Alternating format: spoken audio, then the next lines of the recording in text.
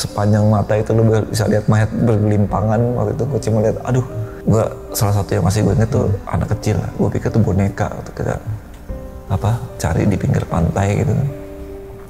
Gue cuma angkat ya boneka, pas gue angkat, subhanallah itu mayat anak kecil ya, setengahnya udah tengkorak gitu kan. Dan gue harus kuburkan tanpa, ya gue langsung kuburin gitu, nggak gue bungkus gitu, karena ya nggak ada lagi bungkusan. Kita cari di bangunan, kita cari, baunya di sini, ternyata kan memang tertimpa tembok ya. Dan kita harus tarik pakai eskavator gitu. Besokannya pas kita lihat nih, langsung kita nangis. Kita lihat, kok mayat kita nggak ada.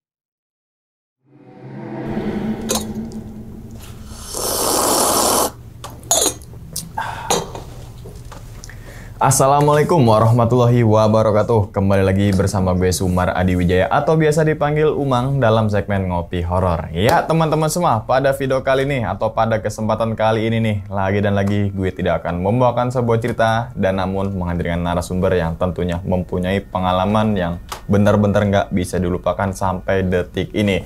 Nah, di samping gue nih udah ada Bang Wisnu. Aduh, Abang. Halo. Gimana kabarnya Bang? Alhamdulillah baik. Sehat Bang ya? Alhamdulillah. Salam untuk teman-teman dan juga keluarga di rumah nih, Bang Wisnu nih. Siap. Oke, sebelum Bang Wisnu menceritakan pengalamannya nih ke teman-teman semua, kami ngucapin makasih banyak nih Bang Wisnu. Sama-sama. Udah meluangkan waktunya datang ke sini gitu kan untuk membagikan pengalamannya ke teman-teman semua yang insya Allah banget nih teman-teman semua. Di balik pengalamannya Bang Wisnu nanti teman-teman semua nih bisa diambil pelajarannya dan juga bisa diambil sisi baiknya gitu Bang. Siap. Ya. Oke. Jadi sebenarnya disclaimer sedikit, gue sering lihat Bang Wisnu tuh biasa di acara outdoor tuh gitu kan. Tapi Bang Wisnu sana di panggung, gue di bawah gitu. Bang Wisnu sana, gue di bawah gitu. Saya nonton daripada berbagi sharing pengalaman gitu Bang ya. Oke Bang, ngomong-ngomong nih Bang, pada video kali ini nih Bang, katanya Abang pengen ceritain saat menjadi relawan di tsunami Aceh tahun 2004 nih Bang ya. Bener Bang ya? Oke, itu kalau nggak salah itu di bulan Desember Bang ya, bener Desember ya? 26 Desember. Berarti sekitar kalau kita bilang 20 tahun yang lalu tuh. 20 tahun yang lalu. Itu tuh. 20 tahun yang lalu. Bener kan? Nah, ini juga menjadi catatan sejarah nih. Bahkan PBB juga mengatakan kalau tsunami di Aceh ini merupakan terbesar ya, masuk ke 10 besar 10 gitu besar. kan. 2004 tsunami, 2004 Aceh, tsunami Aceh 2006 kalau nggak salah. Gempa Pangandaran, Padang lu apa Pangandaran ya Pak? Pangandaran apa Padang ya? Lupa. Soalnya besar juga tuh Padang juga, Pangandaran juga. Pulau Mentawai juga Mentawai, 2010, Nias gitu kan. Dan banyak berlanjut lagi. tuh. Berlanjut dari 2004 itu gitu kan. Oke Bang, kalau boleh tahu tuh Bang di sana berapa hari Bang? Hampir 2 bulan sih. Hampir 2 bulan. Hampir 2 bulan. Nah, berangkatnya H+ berapa Bang? H+3 kita udah di sana. H+3. Berarti masih berarti masih banyak masih banget. Artinya kan memang itu bencana besar pertama di Indonesia dan di era modern waktu di Indonesia kan. Artinya ya penanganan kita kan dulu belum ada BNPB, masih Satkorlak dulu. Iya. Ya, artinya kita memang masih gagap lah dulu untuk penanganan bencana skala besar kan. Oke, dan Mas ngebayangin sih 200.000 lebih yang meninggal, 170.000, terus kemudian ketinggian maksimal 30 meter. Bahkan kecepatannya kalau nggak salah tuh 800 km per jam tuh. Cepet banget itu. 30 menit waktu itu dari pasca gempa itu tsunami-nya kan. Tsunami. Oke, ini jadi penasaran sih. Gitu. Oke, mungkin tahan dulu kali ya Bang Wisnu ya. Pengalaman nih Bang Wisnu. Oke, dan tanpa berlama-lama lagi kita langsung masuk aja ke dalam ceritanya. Ngopi horor segera dimulai. Diminum dulu Bang Wisnu, silakan. Mari kita kopi. Kopinya Bang. Mantep. Siap ya Bang Wisnu ya? Oke. Oke, langsung aja kita sikat.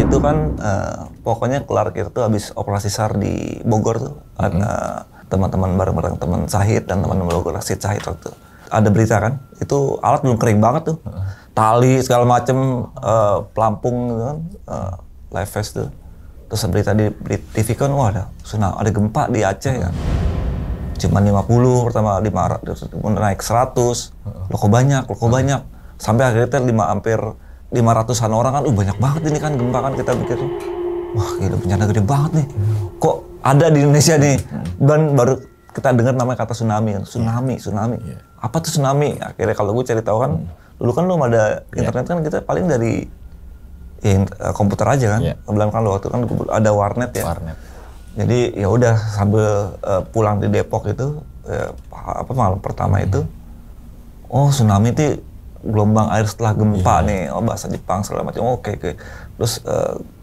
temen tim kita yang waktu itu di operasi SAR itu bilang, besok kayaknya berangkat deh kita tuh, atau lusa kita berangkat lah. Oh tau dari mana lo? Ya berangkat aja, feeling gue sih berangkat aja, cuman gue nggak tahu gimana kapan berangkatnya atau gimana cara berangkatnya kan.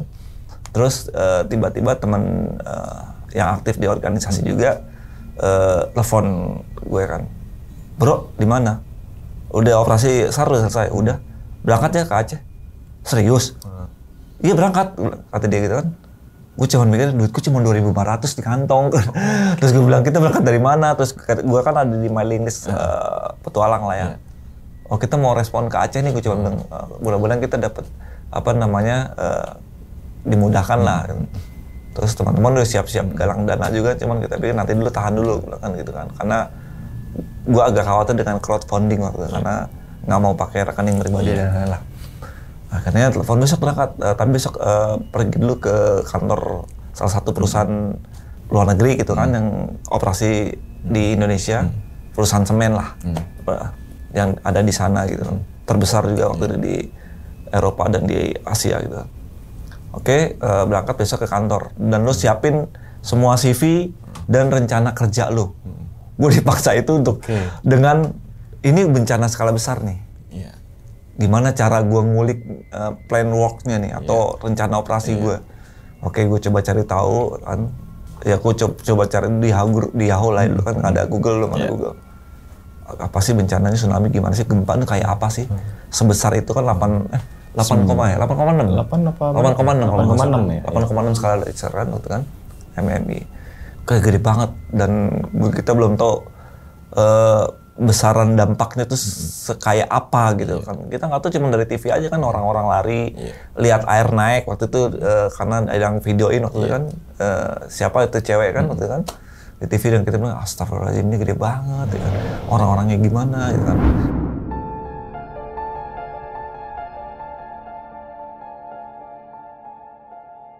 Akhirnya besokannya kita pergi hari kedua tuh ke sana di Kuningan kantornya ketemu dengan direkturnya dan BOD-nya mereka kan. Oke, where's your team ya kan, ini tim teman gue ngasih tau nih tim kita nih yang berangkat karena gue datang bertiga doang. Dia cuma ngeliat lu kecil-kecil, maksudnya ngeliat gue kayak lu ngeremehin kita gitu. Aduh karena gue pikirnya kita kecil, cuman gue bilang oke, saya berani untuk bertanggung jawab pada kapasitas kita. Ini rencana operasi saya dan tim. Ini kebutuhan peralatan saya. Mereka lihat, suruh tunggu, kita hampir sejaman waktu itu. Oke, bahasanya lu masuk kriteria lah. Rencana operasi lo kita terima. Karena mereka memang di screening dulu gitu. Di screening untuk rencana operasi gitu. Kita kan ya, karena gue pikir ya udahlah gue harus buat lah. mungkin mereka berpikirnya ya gue nggak mau berangkatin orang yang memang bukan kapabilitasnya. Iya. Oke, kita berangkat besok, ya udah besok tuh siapin tim.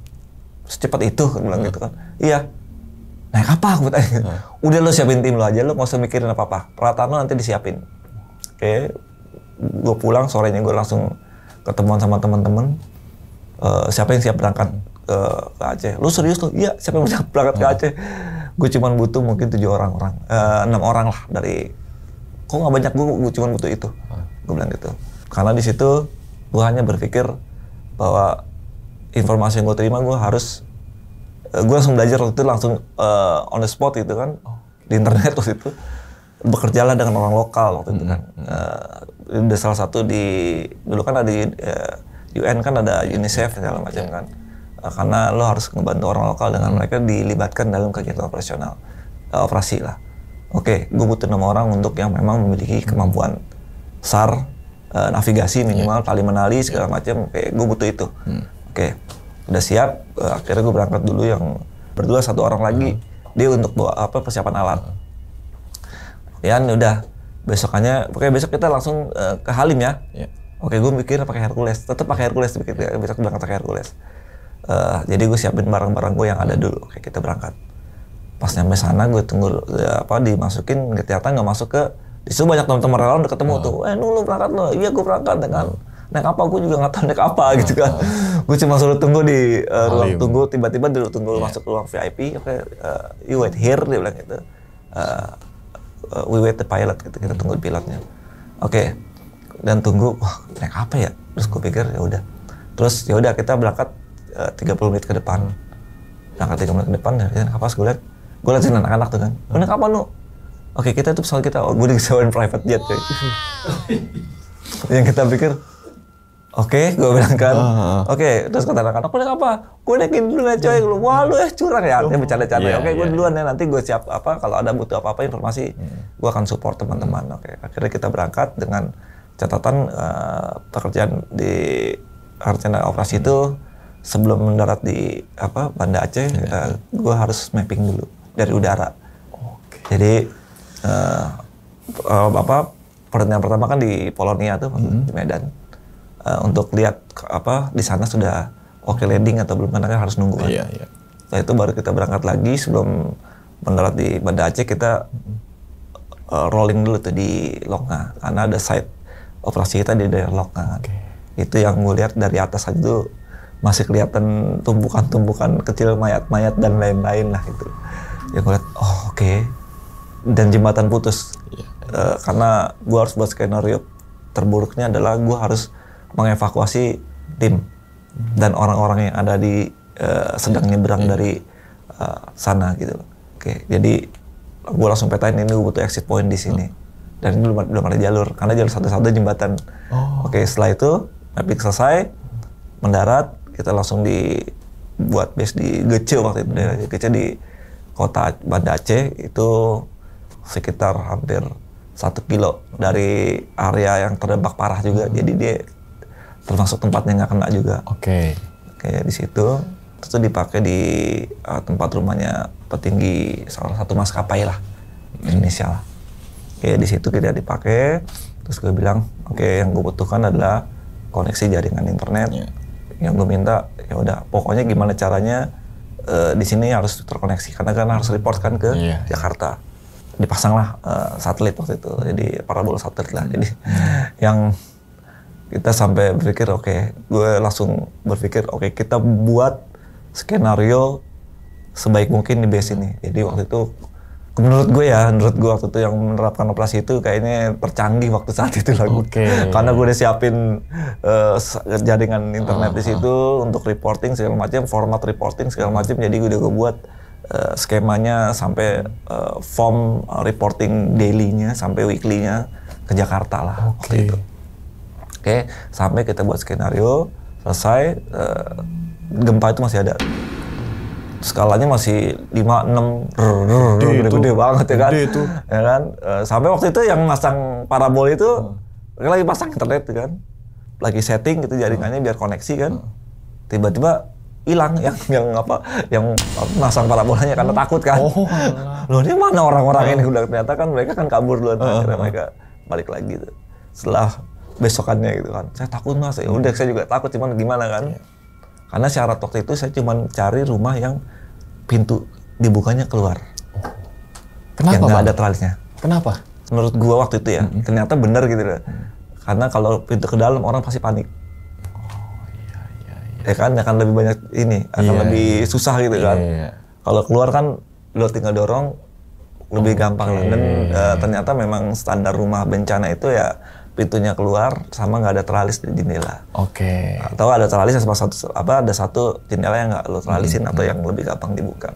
Jadi kayak gitu waktu syarat itu.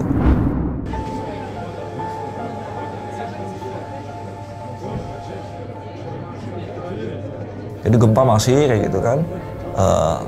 Kita set up di situ, teman-teman dari H-4 itu teman-teman BSMI datang ya kan, kita buka medik di situ kan. Ya itu yang pertama kali datang orang-orang tuh, yang gua keluh sampai nggak bisa ngomong, ya datang yang robek di punggungnya lah, di kakinya lah, segala macam, yang Pak tolong keluarga saya nggak ada lagi, saya cuma tinggal sendiri dan gua harus bersihin luka mereka yang menganga gitu kan, yang gue diperbantu ke dokter kan, lu bantuin saya ya, oke bersihkan ini kan, itu gue sampai nggak bisa ngomong, sampai anak-anak kecil digendong itu, bayi itu, ya kan nggak ada orang tuanya ya, dan gue bilang, oke ini yang gue hadapin, bencana yang gue hadapin kayak gini, gue akan menunggu hal apa lagi nih, hal ngeri apa lagi di lapangan. Akhirnya tim datang yang bawa peralatan satu. Oke, malam tolong mapping sisir area namanya blower lah. Malam-malam itu kita masih manggil orang ya kan, kita harap ada orang, ada yang hidup kah, ada yang apakah gitu kan. Ya hening, semua hening, gelap. Lo mencekam, lo hening, gelap, dan mencium, ya lo pertama kali gue nyium bau anyir mayat itu, yang dimana gue pakai masker tuh, masih tembus gitu. Masih tembus dengan lumpur yang masih sepinggang gitu, yang dari sebetis sampai sepinggang gitu, masuk ke rumah, kita cari, kita senterin ya, dan berapa kali kesandung mayat ya, pas lihat ini mayat gitu kan, ya kita berpikir bahwa ini ya Allah nih bencana nih kayak gini, dan ini yang kita hadapin, dan ini gimana cara mereka dimobilisasi atau dievakuasi. Gue nggak bisa ngomong apa-apa gitu. 3 hari pertama itu gue hanya bisa lihat ngelus dada, terus sedih gitu kan, nanti bahwa aduh ini gimana cara mereka hidup berikutnya nih, keluarga mereka nggak ada, segala macam nggak ada.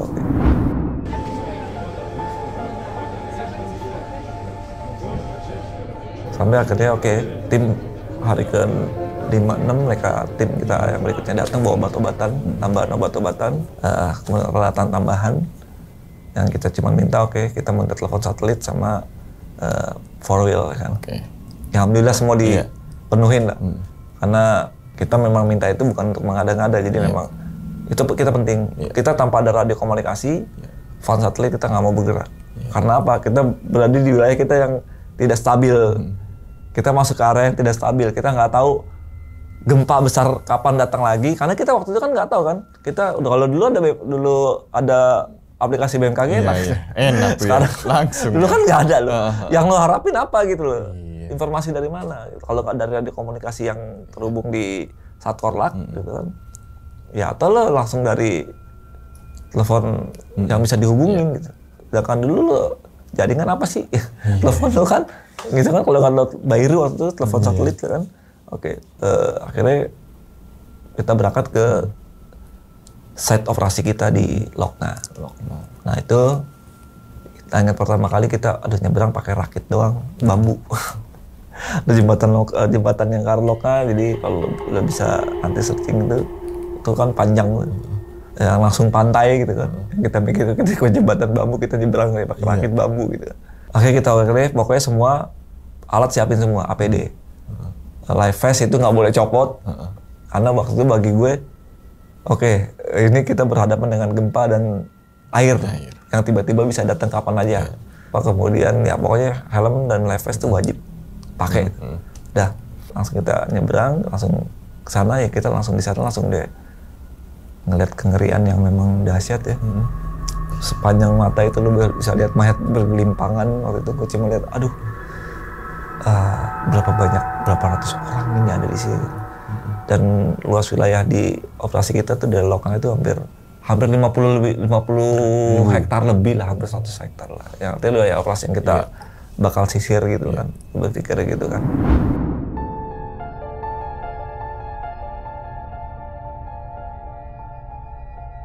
Yang pertama kita sampai adalah kita mapping gitu. Mapping di area Lokna, sama kita coba cari titik aman untuk kita mobile base. Karena harus kita dua titik tempat base operasi kita sama center base kita kan. Dan itu harus buat jalur evakuasi aman tuh. Seperti itu. Oke, kita buat, di situ kita langsung ke sana. Itu belum ada mobil tuh. Jadi kita berpikir ketika ada bencana mana nih yang kita lari. Oke, kita nih langsung peta itu kebuka. Kita larinya ke belakang pabrik semen lah. Itu ketinggian lah di sana. Atau ada 2 bukit, tapi itu di pantai banget itu. Larinya ke situ. Cuman gue bilang ini 50-50 gitu. Artinya bahwa kita udah di titik site operasi, gue bilang ke tim, ya artinya ikhlasin aja kita semua, kita bilang gitu. Jadi kita ikhlas ya, bilang gitu. Oke, kita ikhlas, kita berangkat. Titik itu kita operasi, kita mapping semua, tapi tetap didampingin dokter. Gue bilang, dok aman, gue bilang gitu. Aman. Tapi saya juga ingat anaknya, nggak apa-apa, aku bilang gitu. Manusiawi loh. Kita berangkat, kita masuk ke site area pabrik semen segala macam sekitarnya. Ya itu kita lihat masih mayat berlimpangan yang nyangkut-nyangkut di bangunan-bangunan runtuh segala macam. Artinya bagaimana mereka bisa termonitor, bagaimana mereka bisa terdeteksi, dan bagaimana bisa di screening gitu. Kayak semua di hari pertama, hari selesai sampai sore, pokoknya gue bilang jam 4 kita harus out, no operasi. Pokoknya jam 4 harus out. Selesai jam 4 kita kelar di day pertama operasi di site operasi yang di Lokna. Kemudian balik ke center base, kita buat reporting segala macam. Baru kita besok ke desa namanya di Kedibing. Di situ di Kasto ada satu desa yang sekelilingnya habis. Cuman situ doang tuh desa yang nggak habis. Aman. Kita juga kaget, serius nih. Kita lihat ke sana bener. Sekeliling tuh aman. Jadi sekeliling tuh udah habis gitu. Dia doang tuh desa yang tempat yang nggak kena dampaknya ya. Dampaknya. Aman semua. Bahkan bangunan rubuh juga nggak terlalu banyak. Kita sampai amazed banget kan. Oke, kita buat ada satu rumah kepala lurah atau apa di situ. Kita pakai di situ. Oke, kita buat di sini. Kita cek bangunannya, oke aman semua. Oke, selesai. Kita operasi di sini. Semua jadi peralatan langsung ke sana. Nah, itu di situ ya hampir tiap malam lah suara anjing lolongan. Ya kan, dalamnya kita bilang ini kita kayak di tempat apa ya kita bilang itu kan, artinya bahwa ya kemungkinan ya kita cuma mikir loh banyak arwahnya kali sini pada minta pulang kali kita bilang kan, mikirnya gitu kan. Tapi ya udahlah, kita berpikir logis aja kan. Logis. Besoknya kita minta kita buka jalur. Kita minta dikirimkan beko lah, bulldozer untuk buka jalur di sana.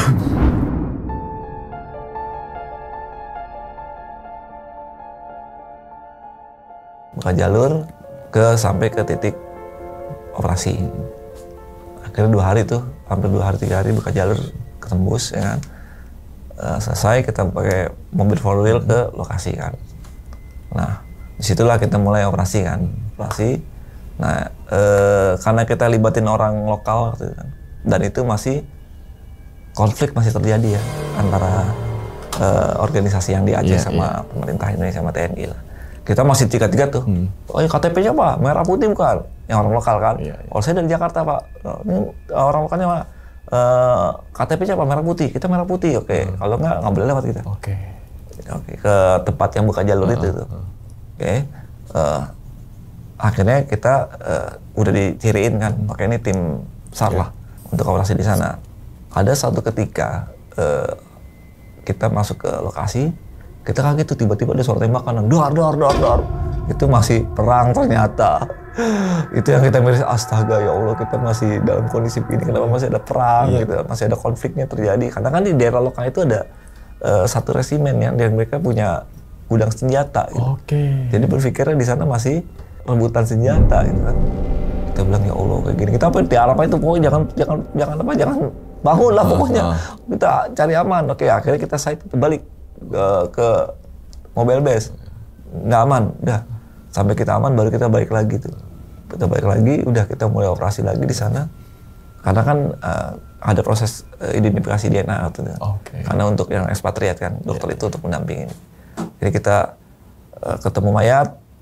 Waktu itu kan kantong mayat tuh nggak ada tuh, bukan nggak ada ya, dikit. Terus pakai apa dong bang? Pakai kantong kresek sampah, polybag. Kita pakai polybag. Oke, kita kirimin polybag yang paling banyak gitu. Kalau buat apa? Buat ini mau apa lagi? Kita mau kubur massal ya kan? Kubur massal kita harus pakai polybag. Oke, kita polybagin semua kan sampai kita cari mayat, kita bungkusin plastik kita. Akhirnya satu ketika tuh sampai sore itu tuh. Udah sampai sore itu hampir 60 mayatan lah kita bungkusin tuh. Oke, kita besok balik lagi untuk kubur massal rencana gitu kan. Tolong di keruk sama beberapa alat berat yang udah standby karena dari situ kan. Besokannya pas kita lihat nih, langsung kita nangis. Kita lihat, kok mayat kita nggak ada, kemana mayat kita? Kita pikir kan hilang, ya nggak mungkin bangun lagi, tapi ternyata ditarik sama anjing. Dan dirusak plastiknya sama anjing. Mayatnya, dan kita bilang, ya Allah kayak gini banget. Ya udah, kita bungkusin lagi, kita tarik lagi, kita satuin lagi, kita taruh di mobil kan. Kita akhirnya pakai mobil four wheel kan, naruh mobilisasi mayatnya kan jenazahnya kan. Ya udah, kita kuburkan ya kan dengan tumpuk-tumpukan mayat. Kita cuma bilang ya udahlah, ini mungkin cara terbaiknya. Dan yang pasti setiap kita nguburin itu hujan.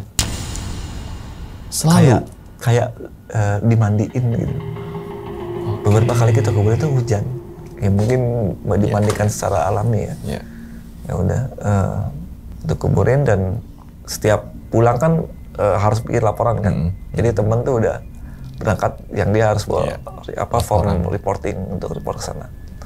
Dia cuman di jalan kan udah, lu bayangin habis mobil bawa mayat ya kan, terus lu jeter sendiri sampai ke Aceh gitu. Dia cuman bilang, udah ya kalian udah kita tolongin ya, tolong jangan aneh-aneh, jangan ganggu kita. Ya udah bismillah aja, ya udah. Dia setiap hari kayak gitu, karena tiap hari mau mayat kan kayak gitu. Yang paling bikin miris adalah ya itu lagi, kondisi mayat yang salah satu yang masih gue inget tuh anak kecil lah. Gue pikir tuh boneka waktu kita cari di pinggir pantai gitu kan. Gue cuman angkat boneka, pas gue angkat, subhanallah itu mayat anak kecil ya 2 tahun 3 tahun, setengahnya udah tengkorak gitu kan. Dan gue harus kuburkan tanpa, ya gue langsung kuburin gitu, nggak gue bungkus gitu, karena ya nggak ada lagi bungkusan. Gue kuburin di pantai, di pesisir pantai yang ya udah gue kuburin di situ, ya disatuin dengan orang-orang besar juga yang lain. Udah, dan ada satu juga mayat yang ini last day lah. Ada satu keluarga, ada mayat saya di situ, keluarga saya operator di sana.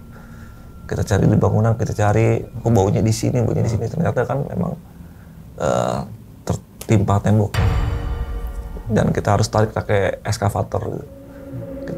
Dan itu dimana gue udah ngelupain diri gue sebagai manusia yang takut sama sesuatu.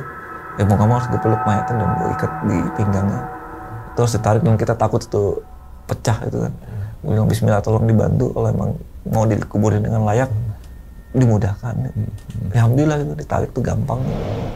Sampai gue orang keluarganya juga terima kasih ya. Udah. Dan gue selesai, gue buka beltnya untuk ngambil narik mayatnya. Kita kuburin dengan layak. Yang pasti ada lagi yang saat karena di situ ada beberapa yang penjarahan peninggalan yang di mayat, cincin segala macam. Nah itu kemana tuh bang? Kita waktu itu sepakatin bahwa kita jangan dikuburkan, takutnya kan diambil sama orang. Takutnya ini mendingan dibuatin amal ya buat keluarganya kan. kita izin kan, sambil izin, Bu, Pak, saya ambil ya untuk masjid, musola dan dusun, ya pembangunan dusun. Mereka mudah diambil, ya kan, tolong ikhlas. Ada pertama kali tuh mau diambil tuh putus tangannya, tak, kita bilang, wah kita lupa ngomong sama dia, kita tolong ikhlasin, tolong apa ya dipermudah. Setelah itu kita minta izin, itu mereka gampang, karena kan tangannya bayangnya udah gede-gede. Iya betul, terendam air kan. Iya, gemuk-gemuk dan cincinnya kan jadi menghambat kecil gitu betul. Kan. Tapi ini mudah gampang gitu. Setelah itu kita lolos tuh, teman-teman yang ambil. Ya kan? Gimana kan teman gue? Dul gimana dulu? Ya ini udah gampang nih ngambilnya. Setelah itu kita kumpulin, kita kasih ke dusun. Oke. Kita kasih ke dusun untuk pembangunan, kita bilang tolong dimanfaatkan untuk pembangunan dusun.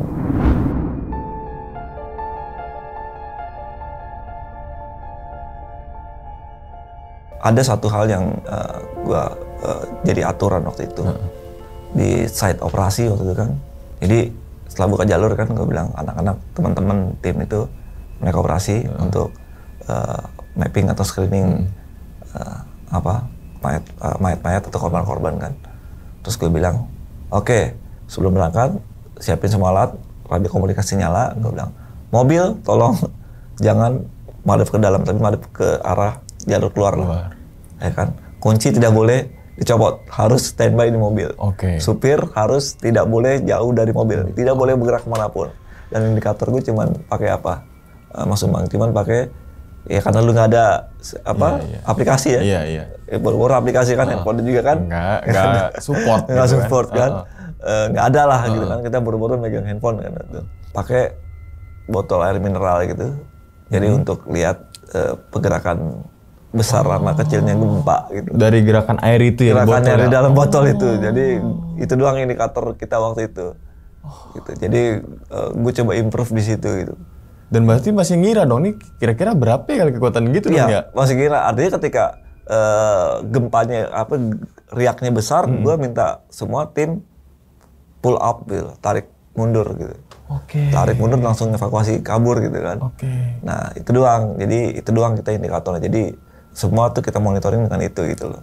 Indikatornya. Yang Jadi, supir di itu bang, sorry bang, yang di apa? Mobil tuh tujuannya untuk apa tuh bang? Mereka harus standby. Dia harus standby. Pokoknya dia harus nggak boleh kemana-mana. Jadi ketika kita bilang, oke, evakuasi tim, dia udah harus nyalain mobil. Jadi pokoknya kunci nggak boleh digenggam sama dia. Dia harus masih di dalam si tempat kuncinya itu. Dan jendela gue nggak boleh tutup. Jadi ketika ada apa-apa nih, lo susah buka pintu, lo harus tutup, bisa masuk lewat jendela gitu.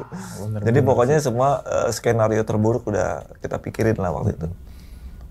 Karena kita berpikir, karena di saat operasi kita tuh bayang itu kapal tongkang gitu yang isinya masih full batu bara gitu, ketarik ke bibir pantai gitu 1 kilo lebih.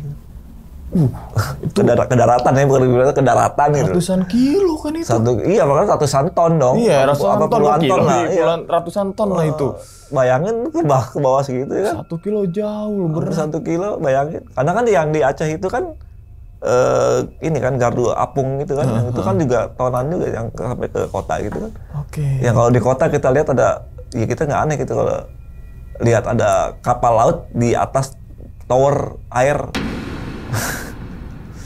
Jadi kita waktu lihat apa ya Allah ini apa segininya, kita pikir di bawahnya ini ada berapa banyak ini orang di bawahnya, gitu kan. Iya. Terus yang mencekam itu sebenarnya waktu tim berangkat kita masuk ke site operasi di pabrik semennya. Gue bilang kita operasi kita di pabrik semen yang sekarang. Semua tidak cek semua, pokoknya helmet semua harus semua tali semua udah harus disiapin. Kita bilang, mereka ada di mana lo? Kita di stage 1, lantai 1 lah. Stage 2, di mana nihil. Gimana kondisi? Horor, mereka bilang. Karena ya lo bayangin di suatu ruangan yang lo kalau nonton film Alien gitu. Iya. Ya kan? Ruangan ISS gitu kan. Space station-nya kosong, hancur-hancuran gitu ya, kayak gitu loh. Lo mencekam ya kan, udah pakai headlamp doang gitu kan. Ke atas sampai di stage 3 itu bilang, gimana nih? Sampai teman gue bilang, ntar dulu nih kayak ada sesuatu, mereka bilang gitu. Pas dilihat tuh, apa ya? Pas dilihat, ternyata ada korban gitu. Kita pikir masih hidup, tapi karena dia nggak terlalu parah gitu. Mungkin dia lari ke atas gitu kan. Kita lihat ternyata entah pilot entah supir si tongkang supir nakodanya kali, bukan pilotnya nakoda. Jadi masih pakai pakaian karena ada tagnya. Iya, ada tag namanya. Dia sebagai pengemudi lah, juru kemudi. Gitu. Iya. Nah kita bilang, oke, gimana? Oke, akhirnya kita bawa turun tuh.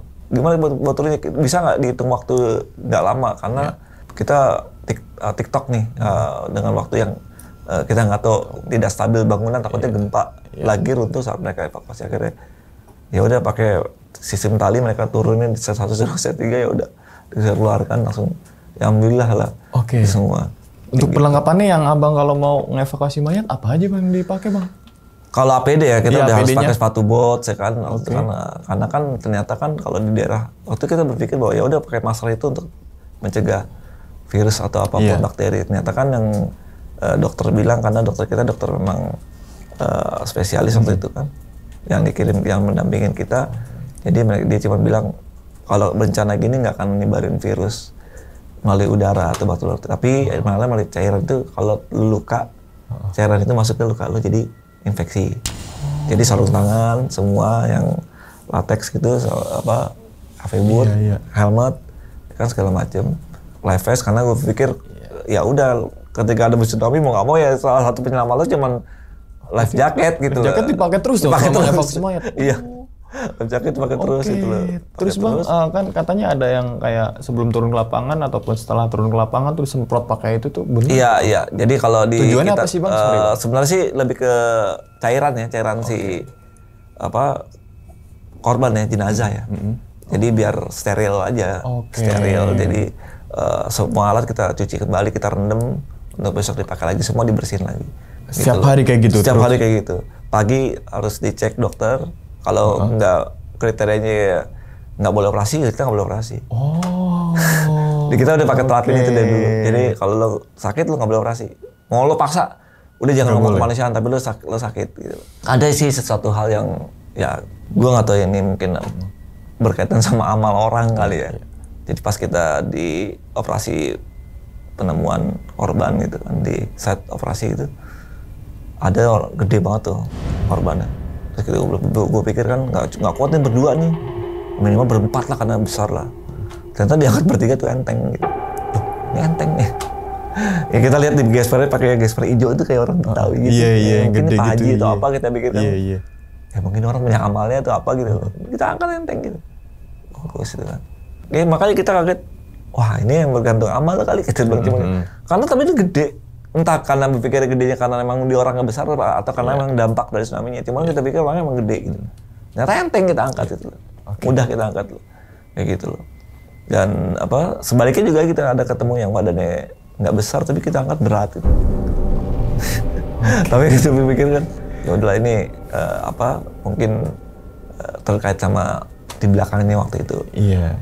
Nah, yang menarik itu di side base kita lah, operational base kita lah.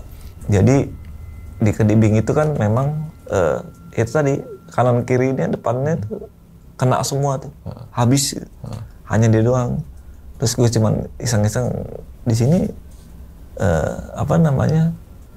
dikasih tahu, mungkin dokter teman dari Aceh itu cuma bilang kita tuh lagi di Samak, dia bilang di Samak tuh disapu, dibersihin karena di sini banyak. Karena di waktu di lokal itu kan memang salah satu tempat yang memang tempat banyak rekreasi lah ya. Ya mereka cuma bilang ya bahasanya mereka lagi di Samak karena di sana banyak maksiat dan lain-lain kan. Cuma berpikir kalau gue kan berpikirnya gimana cara operasi itu berjalan. Gitu. Dan di Kedibing itu di desa ini dia bilang ini tempat banyak menghafal Quran gitu. Banyak ngaji di sini. Gue cuma pikir make sense lah. Iya. Artinya bahwa mungkin ini jadi tempat yang jadi saksi di mana mereka juga cerita bahwa air tuh melewatin desa mereka. Jadi kayak seakan ada yang nahan kali gitu ya? Iya. Ada gitu bukan kita waktu kan dari sisi geografis ya. Iya. Ada bukit yang menghalangi gitu kan. Sebenarnya kan wallahu alam gitu. Bisa aja kayak lompat atau gimana tuh bisa menyapu gini. Kalau gue cuma ngambil di sisi waktu itu logiknya aja. Ketika diceritain akhirnya gue berpikir ya mungkin ini salah satu cara Allah untuk ngasih tahu bahwa ketika diselamatkan dengan amal lo gitu kan kayak gitulah. Oke, minum dulu deh bang. Siap. Minum dulu bang. Santai bang. Wah, ini tsunami Aceh 2004 ini 172.000 jiwa. 170.000 Lebih ya, jiwa. lebih korban yang meninggal kan Yes, ya.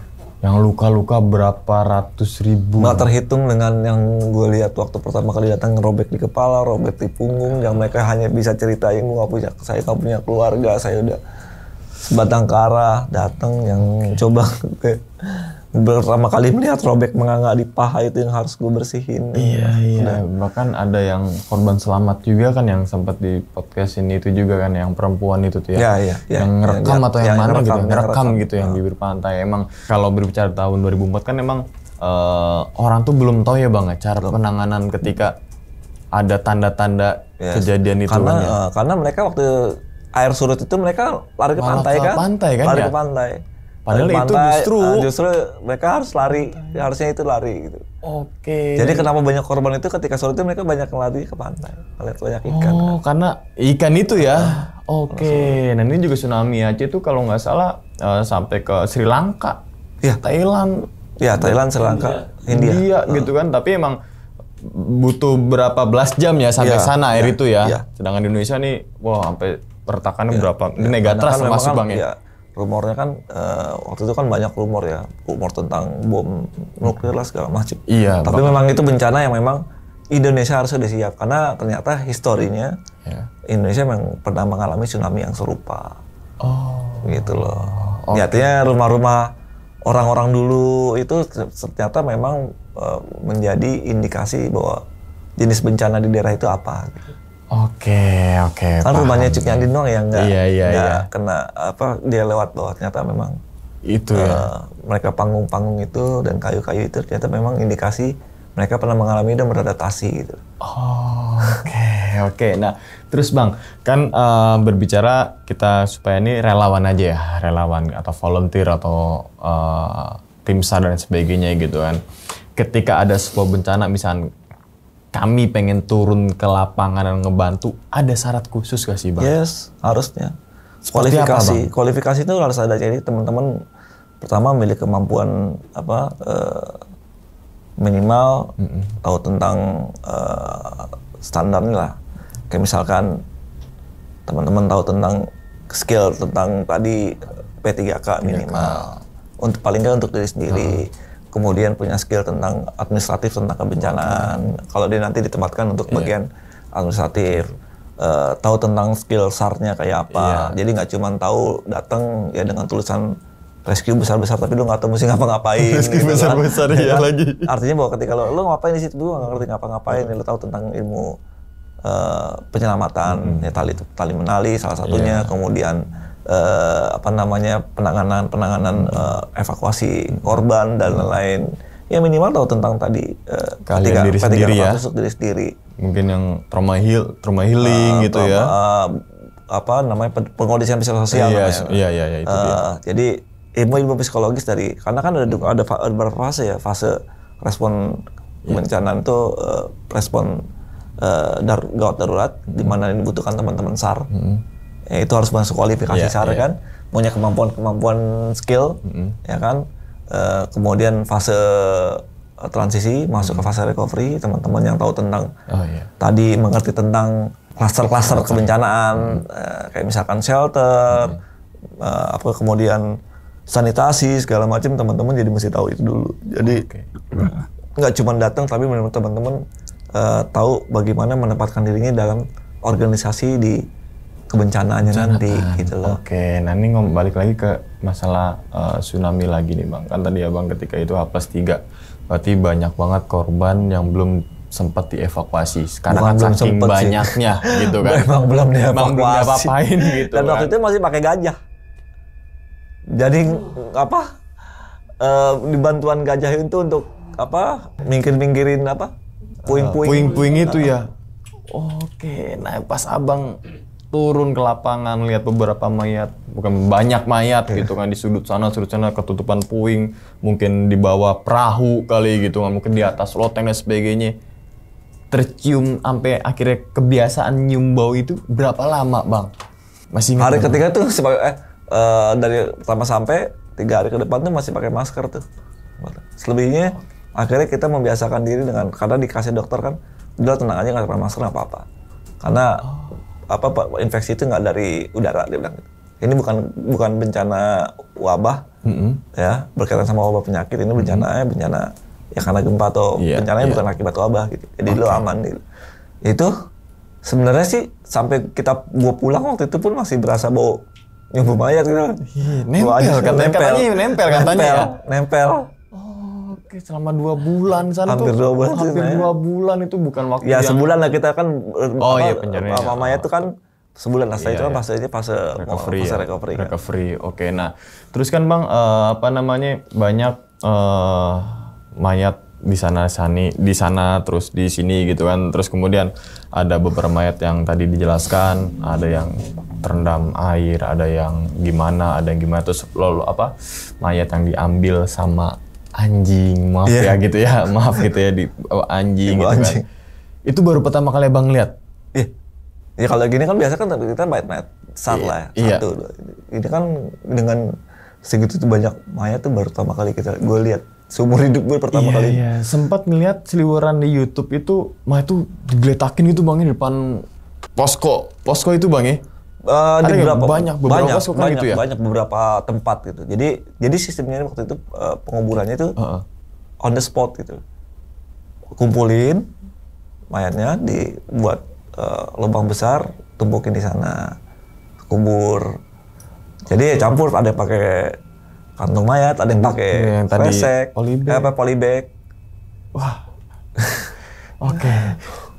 Selama Abang turun ke bencana alam nih, yang paling mengerikan bencananya di daerah mana Bang? Kalau dari waktu itu kan kalau bencana mulai penanganan bencana 2004 gue. Artinya di Aceh. Sebenarnya sih yang paling mengerikan tuh salah satunya Aceh, kemudian di likuifaksi di Palu. Oke. Padang juga sama, karena Padang itu ada gempa sama landslide atau longsoran. Kemudian juga di erupsi ya Semeru lah. Karena banyak yang terkena lahar dingin ya. Lahar dingin. Pasir itu ya, pasir. Pasir lahar dingin, dan kalau terkena awan panasnya nggak seperti di Merapi. Kalau Merapi kan memang awan panas ya. Iya. Nah, itu sih yang paling membekas di gue itu waktu itu gitu. Dan itu memiliki banyak pelajaran sih akhirnya, karena mulai dari situ kan gue sendiri banyak barengan sama dari orang luar ya, teman-teman dari kayak dari shelter box segala macam. Jadi belajar banyak dari mereka untuk standar-standar penanganan bencana yang akhirnya diterapin sampai sekarang, dan alhamdulillah gitu semua program kita jalanin dengan baik sih. Oke, dan bencana tsunami Aceh itu termasuk bencana nasional Bang ya? Internasional ya? Nasional dan dibuka internasional di Indonesia. Banyak banget tuh relawan atau tim SAR dari luar negeri tuh untuk membantu gitu. Dan tuh bayangin waktu itu datang dari Prancis, karena kan mereka datang, oke besok nanti ada tim dari Prancis datang untuk bareng-bareng cek site di pabrik gitu kan. Karena dikirim dari perusahaannya kan. Kita suruh dampingin. Kita datang pertama langsung, ya bener. Minimal 180 meter, kita yang kecil-kecil, mereka badan gede-gede gitu. Mereka lihat, sure, tim SAR ya, rescue team ya, rescue team. Oke, dia bilang gitu. How's your work? Kan gue kasih tau plan ini, gini-gini, good.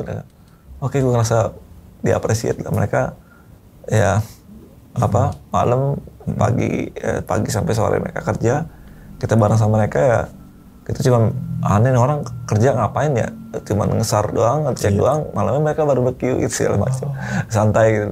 Ternyata memang begitu lah, mereka harus appreciate diri sendiri sebagai rescue team lah. Oke, gitu. Nah untuk ketika ada gempa Bang, apa yang dilakukan pertama kali? Misalkan kita orang awam nih, tiba-tiba gempa ceder gitu kan, apa yang harus kita lakukan untuk pertama kali? Yang pasti memang hindari bangunan tinggi ya, lari ke tempat master point atau tempat area evakuasi. Itu yang pasti harus jangan berlari ya, dundukan kepala lindungi kepala kalau dalam bangunan ya kan, ya langsung ke tempat terbuka sih, itu paling penting. Yang pasti harus siapkan setiap orang tuh atau setiap keluarga emergency bag lah. Tas emergency harus dimulai dari sekarang. Sebenarnya kita tuh udah mulai campaign itu udah lama banget tuh. Tentang tas kebencanaan waktu itu. Gitu. Jadi kalau di Jepang kan anak-anak SD-nya kan memang mereka udah siap. Jadi ketika ada sirene bunyi, mereka udah ambil di dalam tasnya itu ada air mineral ya untuk 3 hari ke depan. Makanan siap santap 3 hari ke depan. Gitu. Dan selimut emergensi. Nah jadi yang tadi kan ada lagunya juga tuh kalau ada gempa tuh. Kalau ada gempa lindungi kepala. Kalau ada gempa masuk kolong meja. Gitu. Kalau ada gempa bersiap lari. Hindarilah kaca. Hindari kaca. Kalau ada gempa lari ke tempat terbuka. Iya itu. Jangan lari, berjalan. Berjalan sih sebenarnya, nggak usah lari juga. Jangan lari juga. Ada gempa kalau ada meja ya udah nggak masalah. Ini Bang gitu kan. Nah terus kemudian Bang, kalau sekarang kan ada aplikasi BMKG yang bisa kasih announce ke masyarakat gitu, bahwa ada peringatan dini tsunami, terus ada kemudian tidak terjadinya tsunami dan sebagainya gitu kan. Tapi kan balik lagi kita berbicara tahun 2004 ya belum banyak semua orang tahu, bahkan Indonesia juga kaget gitu kan, shock juga gitu. Bang, kalau gue lihat di beberapa media nih, gue nggak tahu valid apa enggak nih ya. Ketika ada sebuah bencana, ada juga beberapa oknum masyarakat ataupun yang lainnya memanfaatkan bencana itu jadi kriminal. Criminal point lah, activity lah. Di lokasi bencana Aceh ada gak? Ada. Apa yang diambil dari mereka? Logistik bantuan itu mereka bawa kabur. Untuk dimakan sendiri atau gimana dia? Mereka kalau setahu itu waktu informasi dijual-jualin. Itu ramai banget waktu itu, saat itu. Nah terus Bang, ketika ada sebuah bencana, terus ada misalkan satu daerah yang tidak terdampak bencana, ketika kita kan pasti ketika di lokasi bencana butuh terpal ya, butuh misalkan pipa dan sebagainya, tapi material atau kota tersebut malah memarkup harga tuh. Menurut sebagai pandangan tim SAR atau relawan tuh seperti apa itu Bang? Mungkin ini bicara sistem ya, sistem kebencanaan ya. Memang sebenarnya harus mengontrol itu sebenarnya dari government ya. Dimana ya itu tadi tupoksi ini karena di kita kan memang masih timpang tindih sebenarnya rulesnya. Bagian penjaga keamanan stabilitas kan memang harus TNI Polri penjaga stabilitas keamanan, walaupun memang ada aturan yang membolehkan atau membuat instansi tersebut terlibat dalam kebencanaannya. Pada fase kegiatan apa gitu. Nah, di kita masih belum konsisten karena itu tadi tupoksi yang membuat konsistensi atau menjaga pasar di wilayah itu untuk bisa supply bantuan kebencanaan itu mudah dan tergapai. Harganya ya itu tadi memanfaatkan kondisi itu ya. Karena mungkin ada demand yang banyak, akhirnya langka barang, akhirnya naik-naikan kayak gitu sih. Iya juga sih ya. Gitu. Tapi jadi poin penting tuh ketika ada bencana jangan ada. Janganlah ya. Sebenarnya kita dulu gitu, janganlah. Karena memang kita butuh sebenarnya para aparatur terkait tentang itu untuk menjaga kestabilan harga tersebut. Betul. Karena kan nggak mungkin kayak misalkan bencana di wilayah timur gitu, kita butuh material-material yang memang banyak gitu. Di sana sedangkan tidak tersedia. Kalau tersedia harganya juga lumayan tinggi banget gitu loh. Mau nggak mau kita kayak waktu di Lembata, Banjir Bandang kita harus kirim dari Surabaya. Yang terdekat dari situ ya. Dan harus kesana dengan harga. Karena harganya dengan kirim masih tetap murah. Masih oke gitu ya. Ketimbang beli langsung di situ. Gitu. Nah, memang kalau masalah bencana ini saya respect banget sama tim SAR, relawan, volunteer dan berbagai elemen masyarakat yang tergabung dalam misi kemanusiaan kita bilang ya Bang ya. Ketika ada sebuah bencana dimanapun itu potensi SAR itu langsung jeruduk ke sana situ tanpa pandang bulu, tanpa apa udah nggak tahu info dari mana nih gitu, tiba-tiba bro ketemu rame tuh di situ langsung tuh reuni tuh. Makanya kan yang pernah gue bilang kan tuh kalau ada yang ngomong tuh nih Bang Wisnu nih kita tuh jarang bertemu lagi di lokasi bencana, itulah ritual kehidupan kami biasa gitu tuh. Antara gitu. Tapi ya kadang-kadang yang miris juga, kadang-kadang teman-teman ada yang datang malah ada yang nggak bisa pulang gitu loh. Karena ya datang jangan hanya lo modal semangat, tapi lo harus benar-benar memperhitungkan lo berangkatnya, program lo apa, kemudian planning lo balik kayak gimana, berapa lama deploy di sana, kan itu yang paling penting. Iya. Berapa SDM yang dibutuhkan untuk deploy di sana, karena di sana lo bekerja bukan untuk, ya lo bukan untuk eksistensi, bekerja untuk orang lain, bekerja untuk ngebantu orang lain. Sama waktu kita di Aceh juga gitu, yang kita tanamin ke tim kita di sana untuk other life ya, other person life. Jadi untuk kehidupan orang lain gitu. Iya. Gitu. Iya. Ya idealisme kita memang sampai situ, tapi yang menarik di itu adalah ketika kita pas pulang itu kita diundang untuk pemberian penghargaan. Kita kan nggak pernah ya, namanya udah kelar operasi ya udah lah. Gitu, iya. Nggak perlu lo eksistensi, nggak perlu apalah. Karena mikirnya ya udah lo untuk apa bantuan lah. Kita diundang lah di hotel, salah satu hotel di daerah Blok M gitu. Hotel mewah lah, bintang 4 gitu. Datang ya, semua datang dari luar negeri juga datang. Ya kita di announce untuk dipanggil ke panggung gitu, untuk pemberian penghargaan plakat platinum. Waktu kita kaget tuh kayak cuma musik doang. Kita rencana dikasih kan. Sampai kita dikasih ada nominal sekian yang kita belum waktu saat itu banyak banget banyak banget nih. Lo buat apa? Gue sampai teman gue yang waktu itu Hamzah, gue bilang, ini buat apa? Gue bilang gitu. Enggak, dikasih emang buat lo dan tim. Enggak buat apa? Kita nggak butuh itu. Karena cuma itu ada alat-alat buat kita ya, alat-alat yang dibeli yang buat inventaris kita. Itu lo bawa ambil aja. Mereka bilang gitu kan. Nah ini ada lagi buat lo. Bilang, buat apa? Gue nggak perlu, kita tim nggak perlu. Gue tolak. Sampai akhirnya si orang luarnya bilang, lo nolak nggak boleh begitu. Karena bagi kita adalah ini kecil sebenarnya. Karena tanggung jawab lo lebih besar dari yang lo terima. Lo harus meninggalkan keluarga di rumah.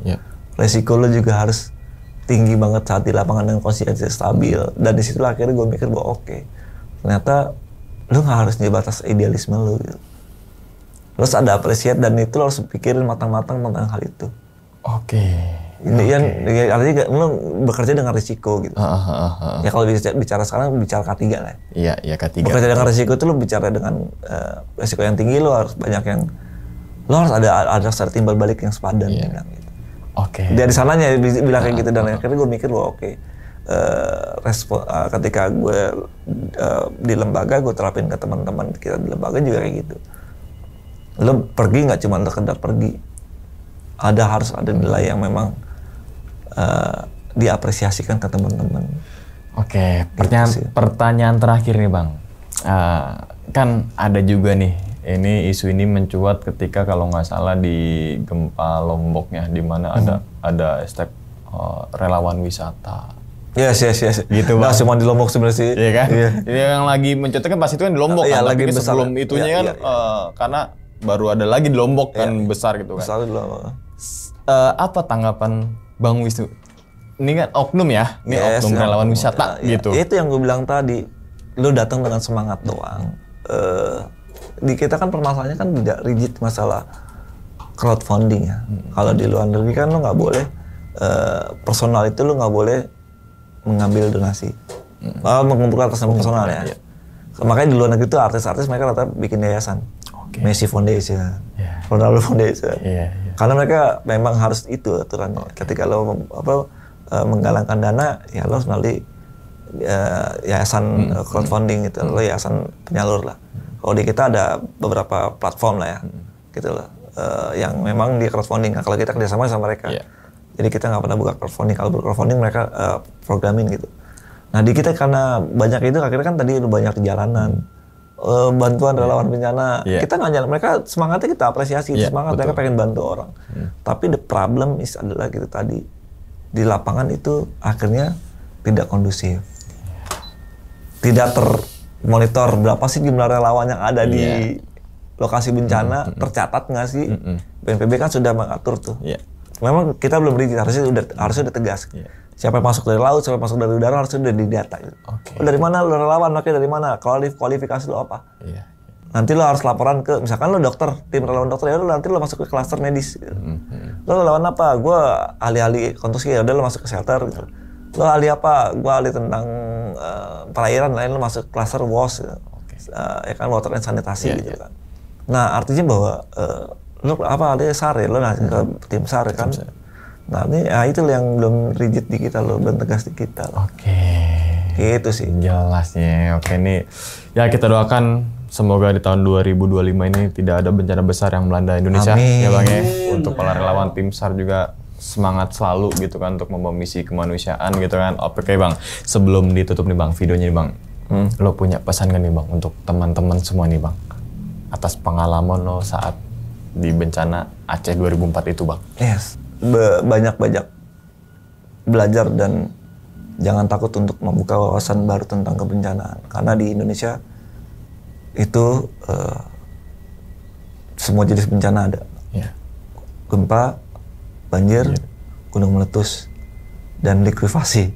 Artinya bahwa perbanyaklah teman-teman yang akan bergerak di bidang kebencanaan, buka wawasan, dan banyaklah belajar tentang kebencanaan itu sendiri. Oke, jadi tetap intinya dah perbanyak belajar dan membuka wawasan baru ya Bang ya. Gitu. Oke, ya udah kita doakan semoga Bang Wisnu sehat selalu nih Bang ya. Amin. Terima kasih umur Mas Umar. Dan juga murah rezeki Bang ya. Amin. Begitupun juga teman-teman semua yang nonton di rumah nih. Oke, dan ingat teman-teman semua, cerita dari Bang Wisnu ini bukan untuk nakut-nakutin nih teman-teman semua ketika mau menjadi relawan ke sebuah bencana, tapi ambillah sisi positifnya dan buang sisi buruknya. Sekian dulu pada video kali ini dan nantikan video-video gue berikutnya. Hal gaib itu muncul ketika sugesti kita buruk. Wassalamualaikum warahmatullahi wabarakatuh. Selamat beristirahat. Bang Wisnu, terima kasih banyak. Alhamdulillah. Bungkus.